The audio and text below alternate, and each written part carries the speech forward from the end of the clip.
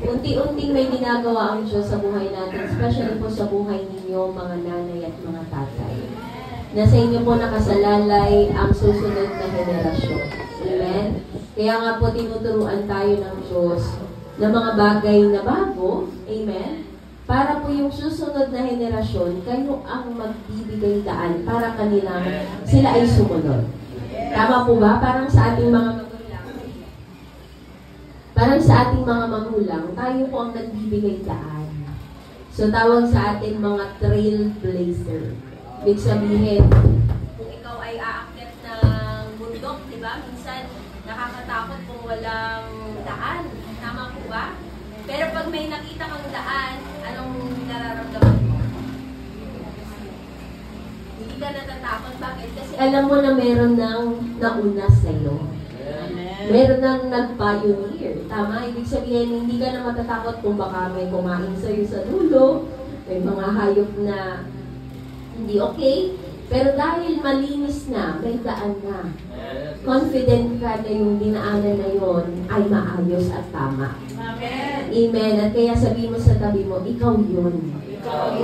Ikaw ang magsisimula ng daan para sa mga susunod na henerasyon. Amen. Pwede pa po noon. Hallelujah. So, ngayong umaga pong ito, itutuloy natin yung pag-uusap natin tungkol sa mga bagong bagay. Last anniversary, last Sunday, di ba, nag-declare tayo na magkakaroon ng new purpose, magkakaroon ng new direction, at magkakaroon ng new open doors. Pero lahat ng yon hindi mangyayari kung walang new you. Sabihin mo sa katabi mo, new you. Hindi yun mangyayari kung walang bagong ikaw. Amen? Ibig sabihin, para makareceive tayo ng mga bagong bagay, kailangan may magbago muna sa sarili mo. And this morning, gusto ko pong ituro sa inyo, hallelujah, praise God, ang kabutihan ng Lord sa ating buhay. Pag-uusapan po natin ang patungkol sa isang very exciting na topic, no? At pinamagatan po natin itong flesh versus truth. Amen? Para magkaroon ng bagong ikaw, kailangan mo maintindihan na may dalawang bagay sa buhay mo. Una, flesh. Pangalawa, amen? At gusto ko pong basahin ang ating key verse ngayon. Kung meron po tayong Bible, samahan niyo po ako sa Galatians chapter 5, 13 to 25. Meron po tayong Bible.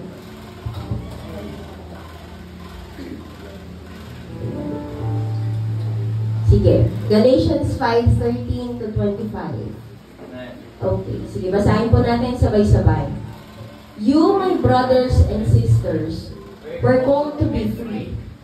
But do not use your freedom to indulge the flesh. Rather, serve one another humbly in love.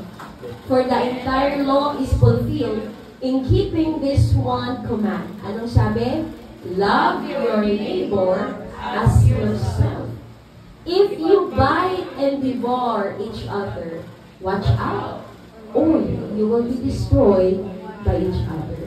In verse 16, so I say, walk by the Spirit, and you will not gratify the desires of the flesh.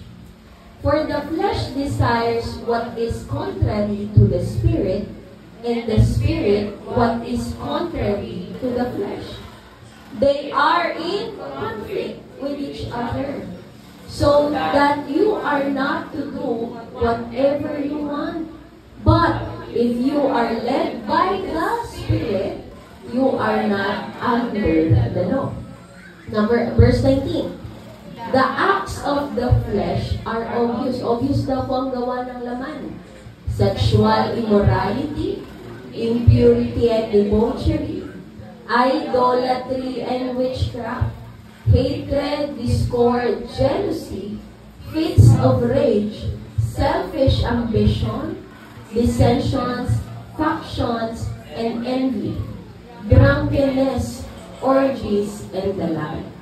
I warn you, as I did before, that those who live like this will not inherit the kingdom of God. Verse 22. But the fruit of the Spirit is love, joy, peace, forbearance, kindness, goodness, faithfulness, gentleness, and self-control. And against such things there is no law. Those who belong to Christ Jesus have crucified the flesh with its passions and desires. Since we live by the Spirit, let us keep in step with the Spirit. Let us not become conceited, provoking and envying each other.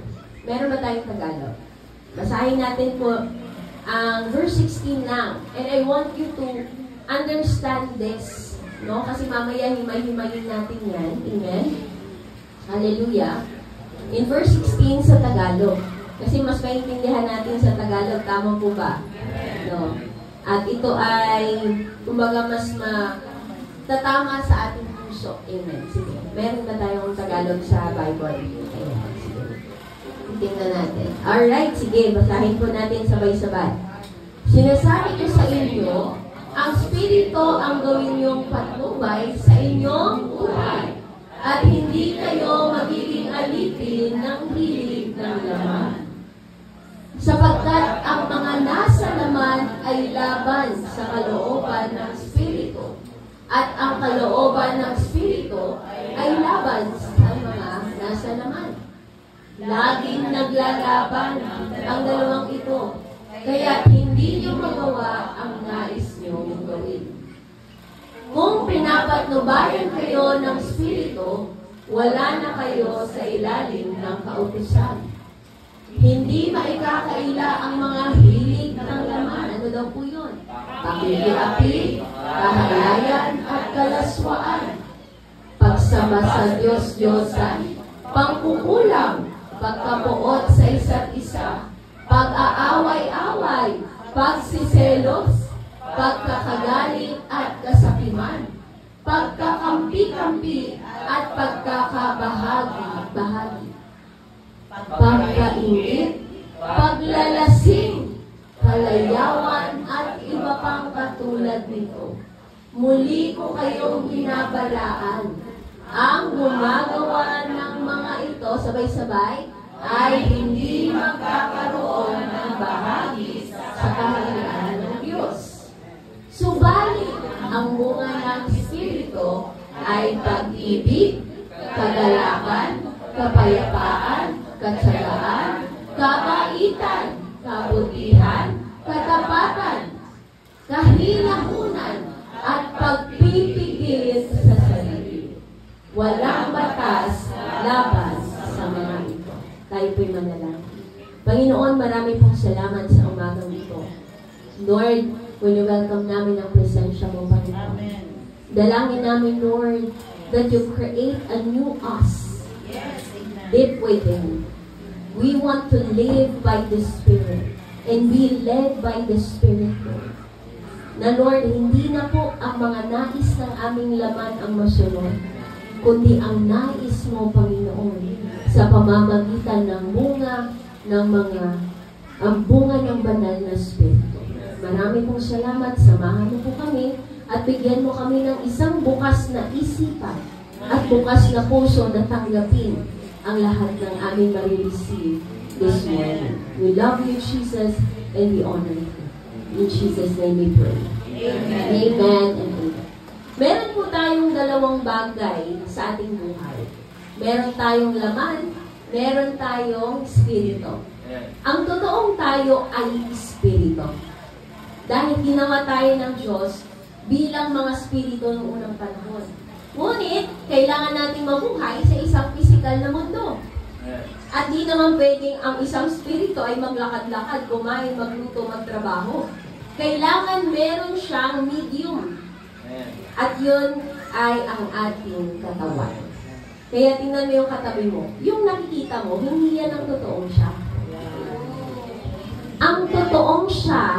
ay yung spirito mo. Tama po ba? Naririnig niyo po ba ako? Ibig sabihin, pwedeng ang ganda mo sa physical, pero ang pangit mo sa loob. Tama? Marami kayong makikita mga tao, napakaganda, malamig, napakaganda ng mga itsura, makikinis, mapuputi, pero ang ugali, kayo po nagsabi yan, ay kakaiba. Tama? Bakit? Dahil nung kayo po'y tumanggap sa Panginoon, hindi katawan ang tumanggap sa Panginoon. Ang tumanggap sa Panginoon ay ang inyong espiritu. Kaya ang inaayos ng Diyos, hindi yung katawan. Ang inaayos ng Diyos, yung espiritu mo. Yung nasa loob mo. Yung totoong ikaw. Kaya makikita mo kahit parang hindi okay sa labas, pero pag tinignan mo, pag kinausap mo, pag nakita mo paano magsalita, paano gumawa, bakit kakaiba? Kasi inayos ng Diyos yung loob. Amen. Tama? Kayo ba, diba, tingnan mo si Brother Binky. Kung makita mo si Brother Binky, kung normal na tao, parang akalain mo normal na tao lang. Pero yung loob niya, hindi mo makikita. Napakabuti ng ginagawa ng Diyos. Amen. Inaayos ng Diyos. Kaya kapag nagsalita ka, lumalabas yung nasa loob. Tandaan nyo kung ano ang nasa loob, yun yung lumalabas. Kaya kung pangit ang nasa loob, tandaan nyo mga kapatid, pangit ang lalabas. Kaya ang gusto ko pong simulan ngayon, para matanggap nyo yung bagong mga bagay galing sa Diyos, babaguhin ka ng Panginoon. Aayusin ka ng Diyos. Aayusin, hindi yung physical mo, kundi ang spiritual mo. Dahil pag maayos ang nasa loob, maayos ang nasa labas. Tama po ba? Sino pong mahilig sa prutas? Punta po kayong Lake Cebu, maraming prutas. South Cotabato, favorite namin doon, durian. Ano po mga prutas ang gusto nyo? Sige, magbigay ng example. Mansanas, lansones, wow, grabe. Kamatis, tama po. Ubas. O, parang ubas na, o tayo mga. Orange, ano pa?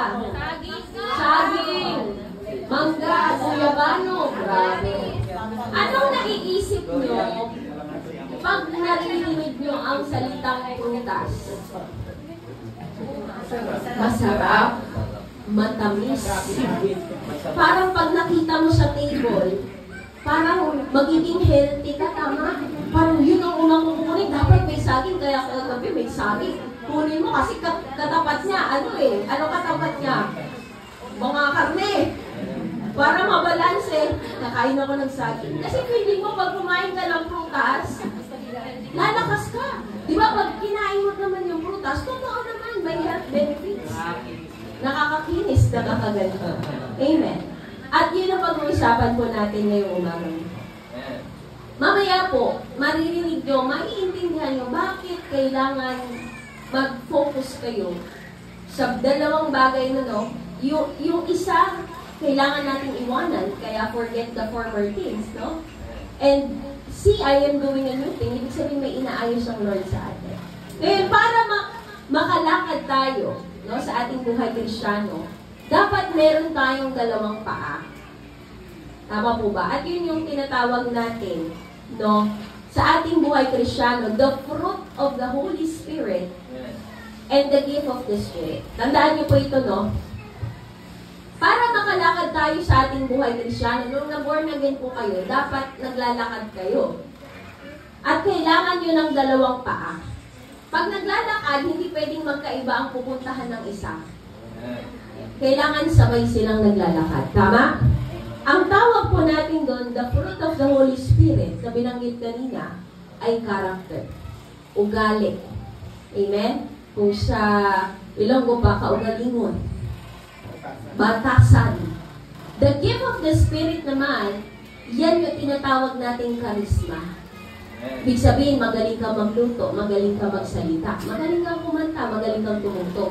Ang tawag dyan, regalo ng Diyos sa'yo.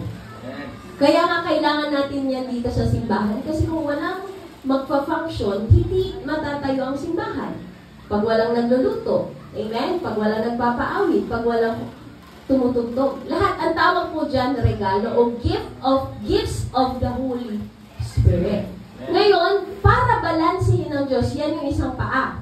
Para balansehin ng Diyos, kailangan may isa pang paa. Ang tawag naman po, galing din sa banal na Espiritu, ay fruit of the Holy Spirit. Yan yung ugali mo. Ibig sabihin, hindi ka lang dapat magaling. Dapat maayos ka din. Nakukuha po ba? Kasi marami nang magaling ngayon. Pero hindi maayos ang karakter. Tandaan niyo po, your gift can take you to higher places. Ang galing mong kumanta, ang galing mong gumawa, ang galing mo sa lahat ng bagay. It can take you and elevate you to higher places. Pero your character will keep you from becoming proud. Marami kasing gumagaling, yumayabang. Tama? Maraming yumayaman, yumayabang. Maraming pinagpala, nawawala. Bakit?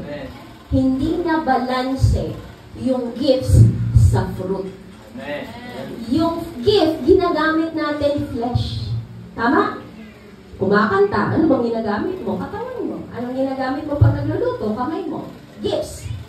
Pero yung fruit, hindi mo yan nakikita. Yung ugali mo, hindi naman nakikita yun. Tama? And that is very important dahil yun ang magdadala sa iyo sa bagong bagay. Parang pakpak ng eroplano. Hindi naman pwedeng lumipad ang eroplanong isa lang ang pakpak. Nakakita na ba kayo ng eroplanong isa lang yung pakpak at nakalipad? Hindi. Dapat dalawa. O, yung isa. Yun, very good, sabi ni Papa. Pabagsak na. So, kung isa lang ang meron ka, babagsak ka, technically. So, dapat balanse. Magaling ka, maayos yung character mo. Ibig sabihin, hindi pwedeng magaling ka tapos pangit yung character mo. O pwedeng okay ka naman tapos hindi mo ini-improve yung iyong giftings. Tama? Kasi hindi ka rin magagamit ng Panginoon. Amen? And today, I want to tell you how important the fruit is. Bunga ng banal na spirito sa ating buhay. Ready na po ba kayo? Amen. So, mas pagtutuunan natin ng pansin ang bunga. Kasi dapat may bunga ka. Sabi mo sa katabi mo, dapat may bunga ka. So, let us talk about the 3 important principles, the 3 secrets that you need to know about the fruit and how you can develop it. Number 1, kung meron po kayong mga notebook, write it down. The fruit is not a result of your own effort. Sabay-sabay nga ulit basahin. The fruit is not a result of your own effort. Nakakita na po ba kayo ng bunga na bumunga lang sa sarili? Diba? But sabi dito, but the fruit of the Holy Spirit is. Okay. Pakinggan niyo po ako. Bakit, kung sa English to sa mga matatalino, ang sabi dito, merong 9 gifts, o 9, kumbaga may 9 fruits of the Holy Spirit. Kanina binanggit natin sa Galatians 5. Kung sa grammar yon dapat fruits, not fruit. Tama? Kasi pag marami, dapat may S. Tama ba mga estudyante? Dapat plural. Pero ang pagkagagamit ni Paul, but the fruit of the Holy Spirit is. Pag binangbangga mo yan, sa 1 Corinthians 12:8-11, yung gifts, di ba? Yung isang pakpak, may 9 gifts din. Ano yung mga giftings na yon? Word of wisdom, word of knowledge, faith, gifts of healing, working of miracles, prophecy, discerning spirits, different kinds of tongues, interpretations of tongues. Yan yung mga gifts na minsan makikita nyo sa church. Merong nakakapagpagaling pag nag-lay hands, merong ang lakas ng pananampalataya, merong pag nagbasa ng Bible, nakakakuha ng wisdom, ng knowledge, Merong nagtatangs, yung naririnig nyo na hindi nyo naiintindihan. Merong nakakapag-interpret ng tongues. Gifts yun. Dahil individual, ang pagkakagamit ni Paul, gifts, may S. Pero ang tanong, yung fruit, amen? May siyam na fruit, pero ang pagkakagamit niya, fruit lang. Dapat fruits yan. Tama po ba? Alam niyo po ba kung bakit?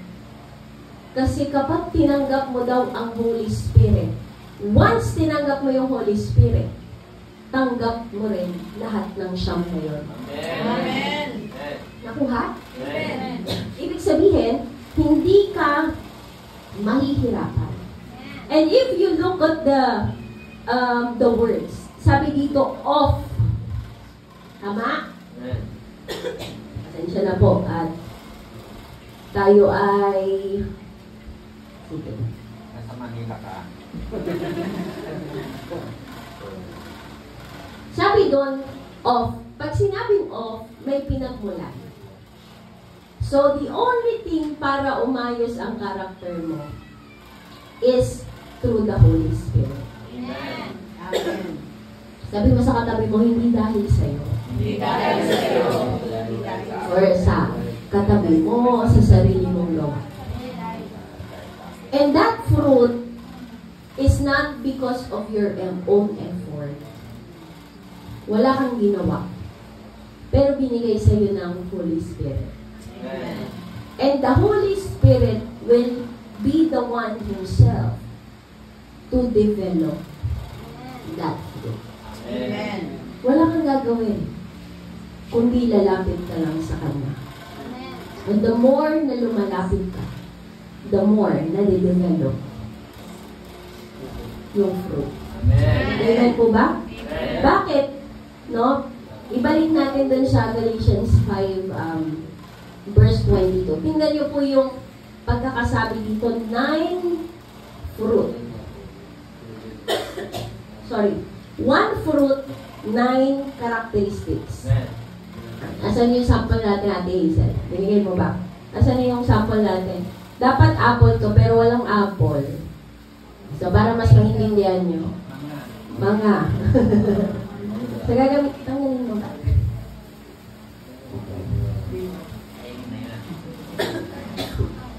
Isang prutas, siyam na characteristics. Nakuha? Isa lang yung prutas na binigay sa atin. Pero sa loob ng prutas, maraming characteristics. Amen. Sige. Tingnan natin. Basahin po ulit. Ano yung meron sa fruit? Joy, peace, patience, kindness, goodness, faithfulness, gentleness, and self-control. Amen. Isang prutas, pero lahat yan nakikita. Ang problema sa atin, mga Kristiyano, ganito po. Dahil siyam yan, minsan, hindi lahat yan matatamis. Pwedeng may love ka, pero kulang ka sa joy. Ang galing mong magmahal, pero lagi ka namang malungkot. Ha? Pwedeng may peace ka, pero wala kang patience. Tama po ba? Pwedeng kind ka, pero wala kang self-control. Ang bait mo sa iba, bigay ka ng bigay. Pero pag meron ng kumanti sa iyong ego or pride, bigla ka nagagalit. Nagwawala ka. Self-control. Tama po ba? Alam niyo ba't sinabi, the fruit of the Holy Spirit? Not the fruit of your own works? Kasi hindi mo yan maaayos yung sarili mo kung wala ang banal na spirito. Kaya nga, sabi ng Lord, gusto mo umayos karakter mo? Ako ang aayos yan. Kung magpapaayos ka sa akin. Tingnan niyo po ito. Pag binalikan mo yung verse 19, yung counterpart ng fruit, flesh. Pag ikaw ay hindi nagpapaayos sa Lord, ito yung lumalabas. Tingnan niyo po kung tama ako ha. At tama si Paul. Ano yan? Sexual immorality. O, i-summarize na lang natin. Mga kalaswaan, kalayawan, paglalasing. Tama po ba? Yung mga binanggit ko kanina? Mga selfish ambition, meron pang nangkukulang, witchcraft, idolatry, sumasama sa Diyos-Diyosan. Tignan niyo po yung pamilya. Amen? Andyan ba yung Tagalog? Maganda yung Tagalog. Pagsiselos. Amen? Ano pa? Pagkakahati-hati, pagkakabahagi. Amen? Ayan o. Yan, pagsamba sa Diyos-Diyosan, pagkukulang, wala naman po dito na, no? Wala na po, amen? Paligaw po kayo. Pagkupuot, yung may puot ka pa. Pag-aaway-away sa pamilya. Amen? Pagsiselos sa mag-asawa, pagkakagalit, kasakiman, ito, parang sakin ka, ayaw mo mamigay, lagi yung kamay mo, ganyan, ganyan. O, ayaw magbigay, laging nakasara. Pagkakampi-kampi, pagkakabahabahagi, ano pa? Pagkaingit, bakit may ganyan na siya, naiingit ka, tama po ba? Paglalasing, yan, ito, lalo na, kalayawan, at iba pang katulad nito. Ano yung babala ni Paul? Tandaan nyo, pag ginagawa niyo yan, hindi po kayo magkakaroon ng kabahagi. Sa English pa, you will not inherit. Pag sinabing inherit, kung ikaw may mana, may tatay, di ba binibigyan ka ng yaman? Ibig sabihin ng mana. Pag ikaw daw po ay gumagawa ng kahit ano doon sa nandun sa binasa ko, wala kang kabahagi. Ibig sabihin, hindi ka tatanggap ng mga pagpapala galing sa Lord. Anong mangyayari? Gagawa ka ng paraan sa sarili mo. Kaya ka nahihirapan. Pero sabi ni Brother Binky ni Sister Rica, nung inayos nila yung buhay nila, hindi na sila nahihirapan kasi nagkabahagi na sila. Amen? Alam na ng Lord kung sino yung aayudahan niya. Hindi mo yung paghihirapan, magugulat ka na lang, oh Lord, may blessing dito, may blessing dito, may blessing dito. Bakit? Inaayos mo yung sarili mo eh. Nagkakabahagi ka sa kingdom ng Lord. Pero pag sinusunod mo yung gusto ng katawan mo. Tama? Gusto mo magsimba pero ang sarap matulog. Gusto mo mag-fasting, ang sarap ng pagkain. Tama po ba? Kaya sinasabi ng Lord, ang fruit po, hindi po yan galing sa sarili mo. Sino ang nagde-develop ng fruit? Si Lord. The Holy Spirit Himself. So, importante niyo pong malaman to. Wala kayong gagawin. Lalapit lang kayo sa banal na Espiritu. Kasi pag nagtatanim ka naman, di ba nagtanim ka ng seed? Anong ginagawa mo? Iniintay mo na lang na mamagbo ngayon. Tama? Sino nagpapabunga? Si Lord. Hindi naman pwedeng lagi mong tingnan, tapos ang tagal naman. Later on, marinig, makikita niyo, bakit nga minsan matagal ang bunga? Meron namang yung iba, kakaplant lang. Nagbunga agad. Ang ganda pa ng bunga, ang yabong pa ng bunga. Tama po ba? Amen. Praise the Lord. Pwede po ba nating sigaw, fruit of the Holy Spirit? Fruit of the Holy Spirit. Amen? It is not because of your own effort. Wala kang gagawin. Sabi mo sa katabi mo, wala kang gagawin. Lalapit ka lang sa Kanya. Second point, that lead me to my second point. Fruit is not developed in striving, but in abiding. Sa Tagalog po, ang fruit po ay nadidevelop hindi sa pagsusumikap mo, kundi sa pagsunod mo. Nakakita na kayo ng grapes, tama? Di ba yung grapes, meron siyang, kumbaga siya ay bagging. Vine kasi, may vines, no? The more na sumusunod yung katawan, pati yung branches, amen, the more na nagbe-bear siya ng fruit. eh. Amen? The more na sumusunod yung sanga, the more siyang namumunga. Amen. Kaya the more na sumusunod ka, the more kang umaayos. The more na sumusunod ka, the more na binibigyan ka ng Panginoon. Amen. Alam niyo po kung bakit mahirap mamunga? Mahirap umayos ang buhay natin. Kasi ayaw nating sumunod. Ayaw nating magpaayos. Kung gusto natin yung flesh pa din, yung gusto ng katawan, ayaw natin na yung spirito natin sa loob, yun yung sumunod sa Panginoon. Tama po ba? Pero kapag kayo sumunod sa loob, yung kaloob-looban mo, magkakaroon kayo ng totoong bunga. Amen. Amen? Yun ang totoong bunga. Therefore, true attachment with the Holy Spirit brings you fruit. Ulitin ko po, yung totoong attachment nyo sa banal na spirito ang magbibigay ng bunga. Yung totoong pagmamahal nyo sa banal na spirito ang magbibigay ng totoong bunga. Yung totoong pagpunta nyo sa church ang magbibigay ng bunga.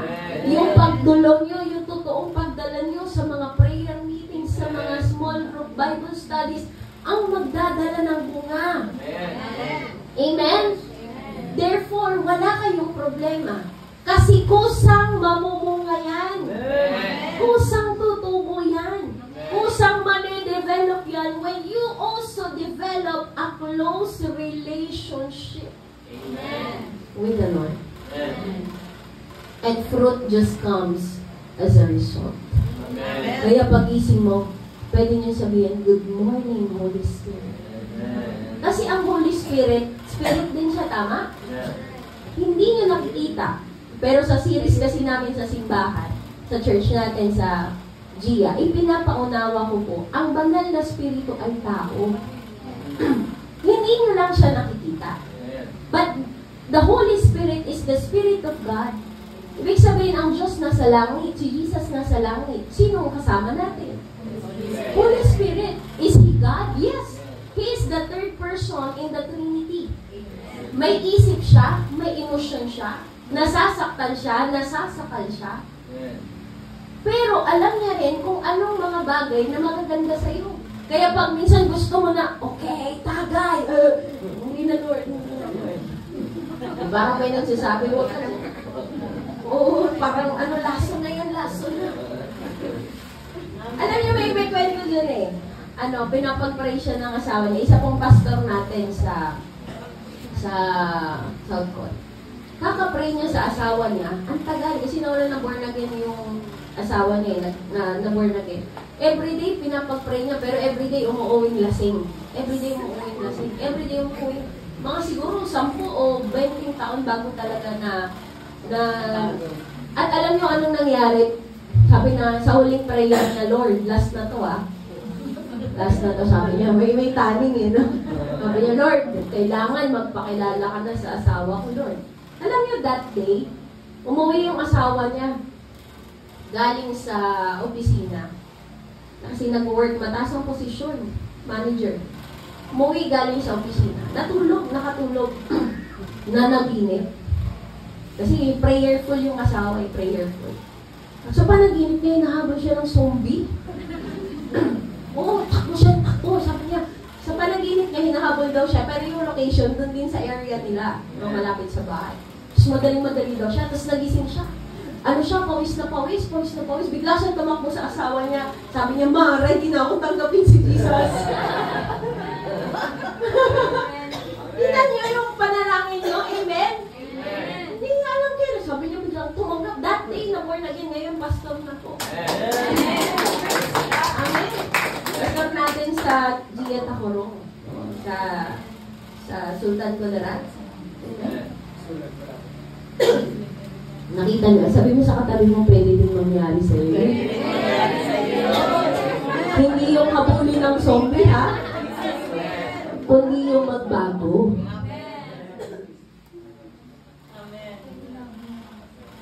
Kaya nga po sinasabi ko sa inyo, mga nanay and tatay, Pag the more na sumusunod kayo kay Lord, the more inaayos ng Lord yung buhay.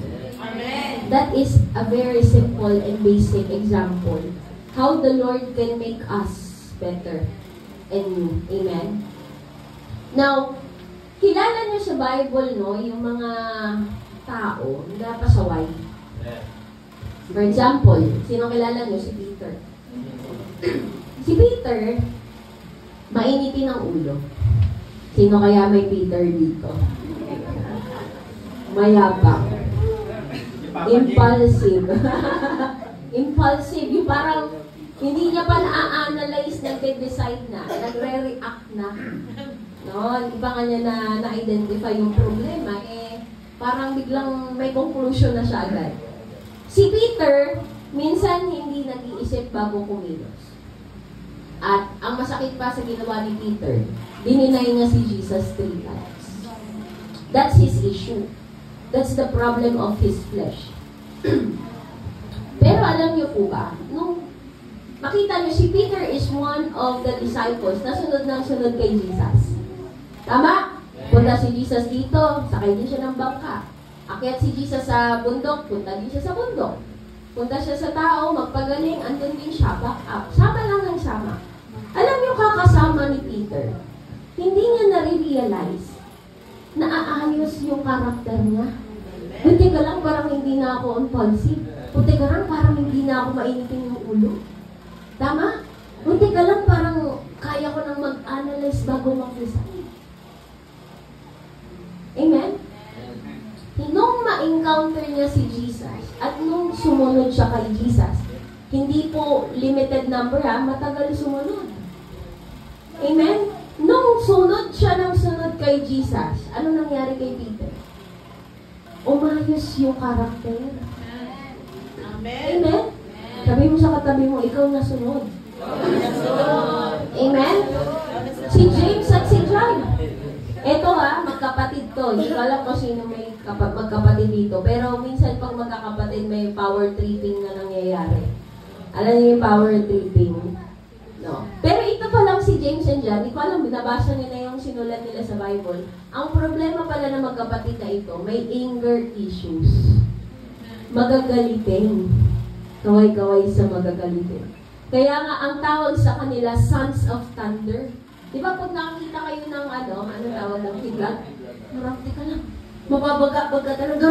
Ganun yung galit nila. Ganun sila magalit, parang kidlat. May ganito po ba dito? Amen?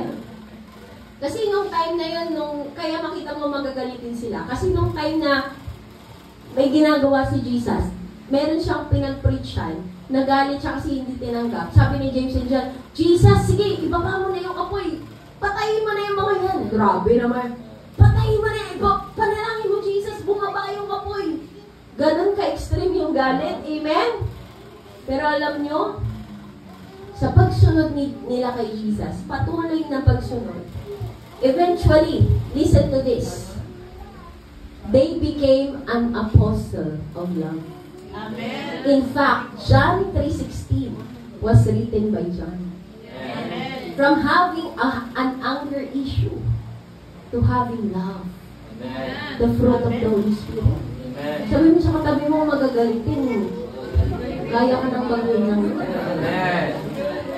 sumunod ka lang. Huwag ka lang tumigil. Amen? Si Thomas.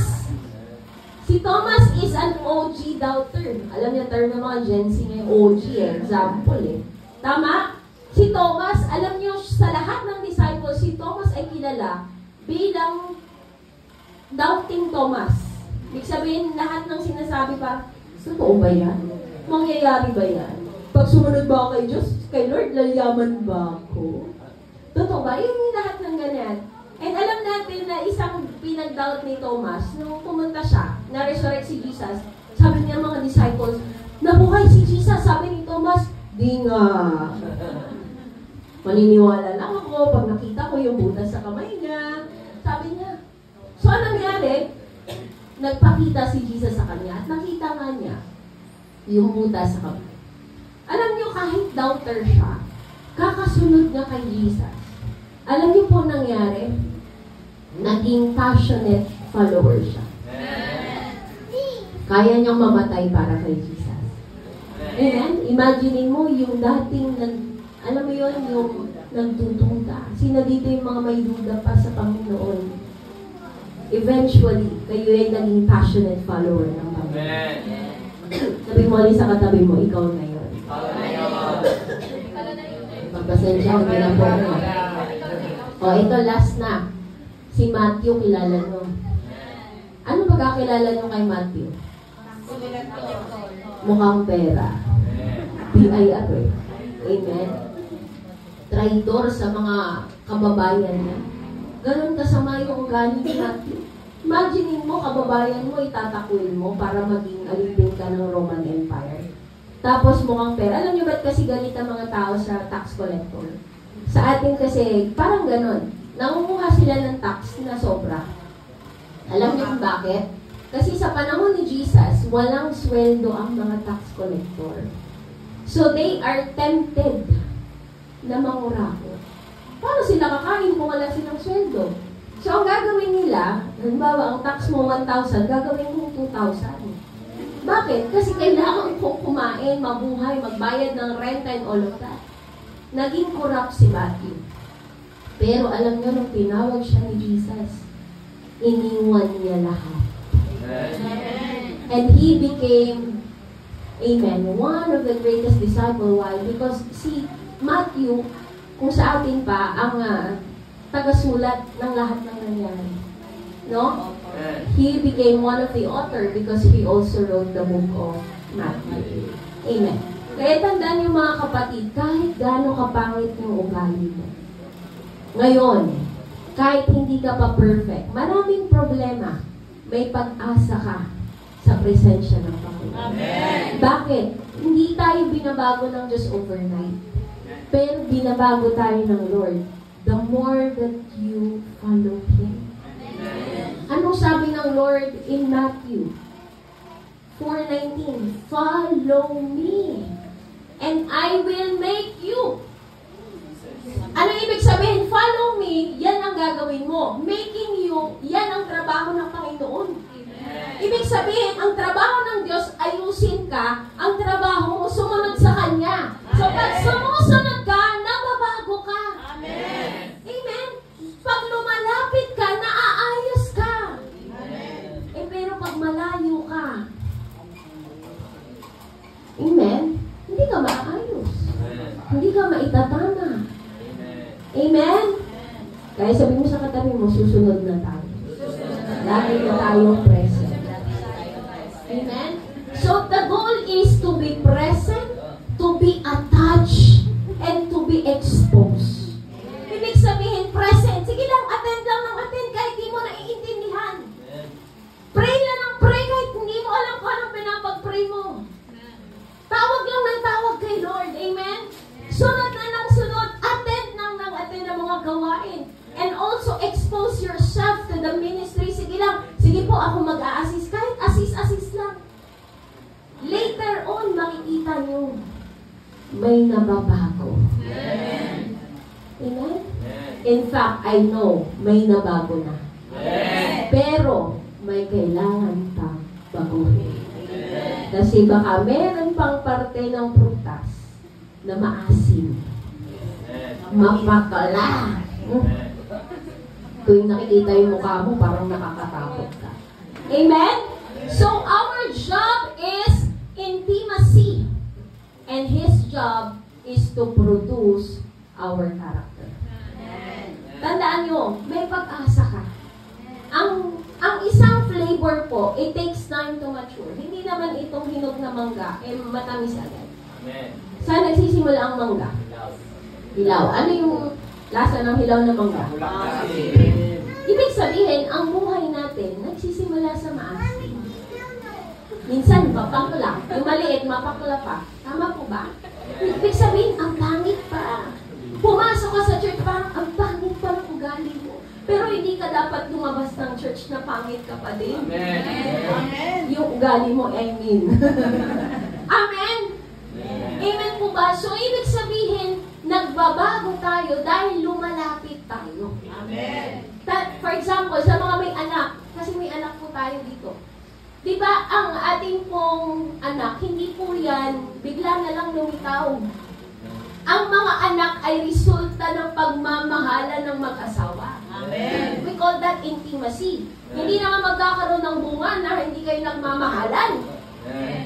Nakukuha? So, ibig sabihin, hindi aayos ang buhay mo kung wala kayong maayos na relasyon ng Panginoon. Amen. Amen? Hindi pwedeng, kahit i-lay hands po namin kayo, wala pong epekto yun. Kung hindi ka lalapit at magsisik ng personal relationship kayo. Kung hindi ka magbabasa ng Bible, mananalangin sa Panginoon, magpa-fasting kung kinakailangan. Dadalo sa mga gawain, lahat ng yan. Kahit magpa-pray kayo ngayon, magpa-pray kayo na magpa-pray kung wala ka namang maayos na relationship kay Lord. Amen. Hindi ka naman nakikipag-usap. Tama. Hindi mo naman siya pinapakinggan, hindi ka nagbabasa. You know, these basic things will change you.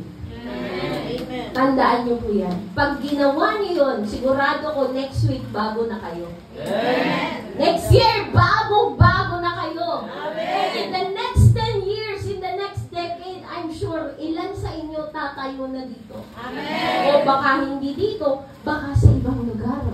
At sa maraming lugar sa buong mundo. Ready na ba kayo, JCFC? Amen. Last but not the least, fruit is not about doing, but being. Ito po gusto ko mag-end dito. Problema natin ito. Minsan. Okay?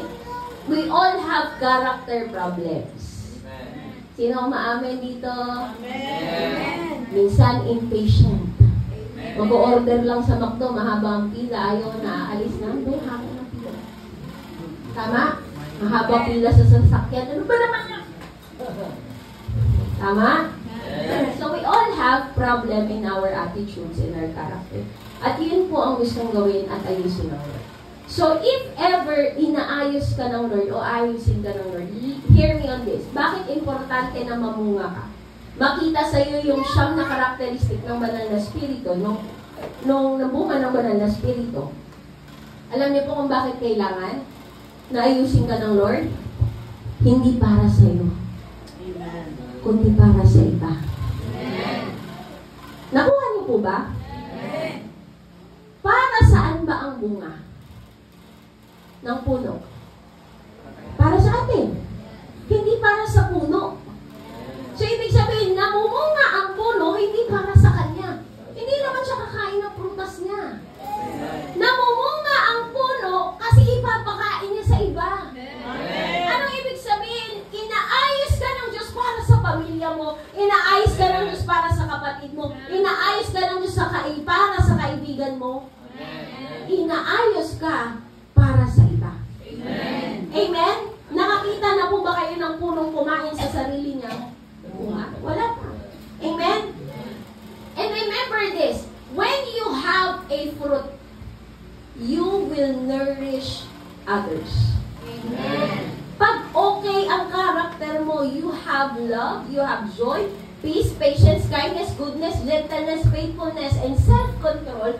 Pag yung siyam na yan ay nadidevelop sa'yo, tandaan nyo, I'm pretty sure masaya ang pamilya mo.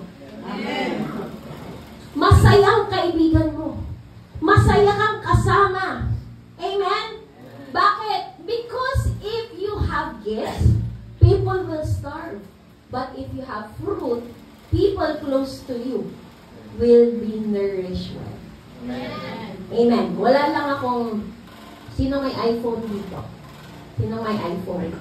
Sige, ayan. O, sige, maglalabasan. Ipakita na yan. Pag binigay na, wala nang bawian na. Sige, sino may iPhone? Oo, iPad, meron tayo. O, papakita ko lang sa inyo before we close. This is a very, alam niyo po nung natutunan ko to, it changes me as well. Oo, bibigay, hindi na ibabalik.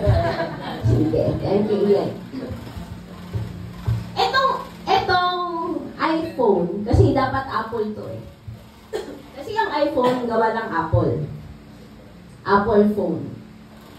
And we also have an apple fruit. Imagine niyo na lang apple to. Ang Apple, ang cellphone, binibigay sa iyo as a gift. Thank you. Ibig sabihin, pag binigay sa iyo sa gift, anong ginagawa mo? Tinatanggap, ginagamit.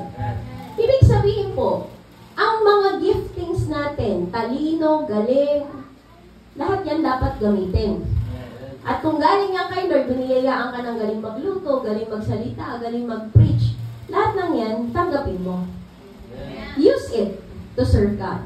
Kasi yun yung, di ba pag tumatanggap tayo ng regalo, kunin mo, gamitin mo.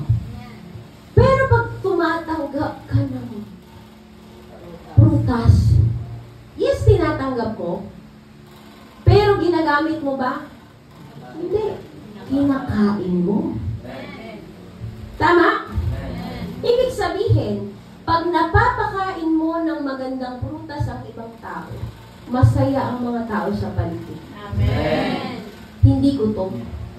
Halimbawa, nasa bahay ka, hindi ka marunong magmahal, siguradong uhaw sa pagmamahal ang pamilya mo. Nasa bahay ka, wala kang pasensya, siguradong magulo sa bahay mo. Amen? Walang self-control, lagi kang nagwawala. May ginagawa kang hindi alam. Sigurado sa bahay nyo, kung ako ang pupunta, napakalungkot ng bahay nyo.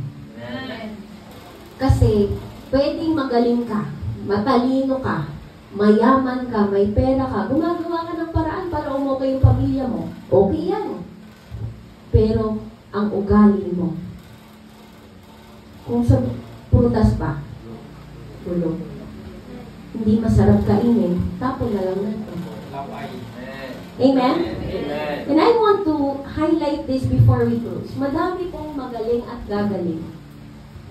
Minsan, hindi okay yung karakter. Madaming tumutugtog, pero sa bahay pala sagot. Tamad. Bato-bato sa langit, ang tamaan, buti nga sa'yo. Magbago ka na. Madaming magaling sa school, pero puno naman ang galit sa magulang. Magaling sa work, pero impatient. Walang self-control. Amen? Tandaan nyo, gifts operate on stage, but fruit feeds people. At your home, at your school, at your work. And your ministry is not in the church. Your ministry is outside the church. Ang asawa ko po, he admires me as a good preacher. Amen? But he loves me as his wife. Hindi po yung pagiging magaling kong magsalita. Ang dahilan, kaya kami ay masaya at nagtatagal bilang mag-asawa. Kundi ang nagpapatatag po sa aming pagsasama bilang mag-asawa ay yung pag-allow ko na i-develop ng Lord yung gift, ay yung fruit of love, at lalong higit yung fruit of joy, lalo na yung pagiging self-control, at pagiging patient. Yung dinidevelop ko na yun ang nagiging daan para kami po ay magtagay at mas maging matatag. Hindi ko siya mapapakain ng galing ko. Pero makapakain ko siya ng pagmamahal ko. Tama po ba? Many people do not have problem with the gift. Maraming magaling. Sa atin, lahat may talento. Amen. Amen. Amen. Maraming magaling. Pero wala ang prutas. Ito yung trend ngayon sa mga kabataan. Maraming magaling. Kumakanta, worshiping leader and all of that, worship leader. Pero they commit fornication, they commit adultery. Pag tinignan mo sa stage, okay naman, talented. Pero hindi mo alam may ginagawa palang iba. Amen. Amen? Now, this is the question para malaman niyo po kung kayo ay nade-develop ang fruit. Are the people fed by you or fed up with you? Sa Tagalog, napapakain mo ba sila o ayaw ka nila? Paano mo masasabi yun? Simple lang po. Pag ang tao inaayaw kang kasama, ibig sabihin, ano kaya yung prutas? Bulok? Kasi pag bumibili ka, binibili mo ba yung bulok? Hindi. Pero pag ang mga tao sa paligid mo, laging tuwang-tuwang makasama ka, excited, kinakamayan ka, and when you are there, when you are present, they are happy. They are joyful. They are rejoicing. They want to be with you. Ibig sabihin, okay kapatid, nadidevelop ang napakatamis na prutas mo. Pero pag ang mga tao, oops, ayun na siya. Hallelujah. Ayaw ka ayun na naman sila kasi mangot. Laging negative, laging ang mukha natin, i-practice na nga po natin yung mukha natin, laging nakasubay. Kahit may mga problema. Tama? Ibig sabihin, pag gusto kang kasama ng tao, you are bearing good fruit. Nade-develop ka. Pero pag nilalayuan ka, kapatid, matakot ka na. Baka may ugali kang nakaka-amaze na dapat baguhin ng Panginoon. Amen? Kaya sabi mo sa katabi mo, magbabago ka na. Amen? Tandaan niyo po, kaya kayong baguhin ng Lord, but it may take time. Kasi ang pagtubo naman, minsan, it is slow, but it is sure. Our process of being developed may be slow. Pwedeng mapakla muna bago matangis. Pero ang sure na sure po tayo, when the right time comes and you keep on following Jesus, magiging maayos ka. Amen. And you will have your new you. Amen. Therefore, mga isuon, amen, just keep surrendering. Just keep growing. Just keep abiding. Sunod lang sa Lord. Amen? Lumapit lang sa Lord. And in time, you will have a very yummy and delicious fruit. Amen. Na lahat ng tao sa paligid mo ay masaya. Bakit? Kasi busog. Busog sa pagmamahal. Busog sa kasiyahan, kapayapaan, kabaitan mo. Amen? Yung pagiging faithful mo, pagiging patient mo, at most especially, yung pagiging, self-control mo. Amen. Kasi, sabi mo sa katabi mo, hindi ka na magkakalitin. Sa nasa likod, hindi ka na matampuhin. Amen. Hindi ka na kuripot. Ikaw ay mapagbigay. Amen. No? So I say, walk by the Spirit, so you will not gratify the desires of the flesh. In conclusion, this is very important. A gifted person must also have a good character. Palapakan natin ang and as we stand, pwede na natin i-flash ulit yung Tagalog version ng Galatians 5, verse 22. Sige po, tayo tumayo lahat sa Panginoon. Tayo po tayo lahat. Ito ay memory verse natin, ha? So, dapat titingnan nyo. At yung pwede ba humanap din uli ng kapartner? Siyempre sa mag-asawa mag-partner na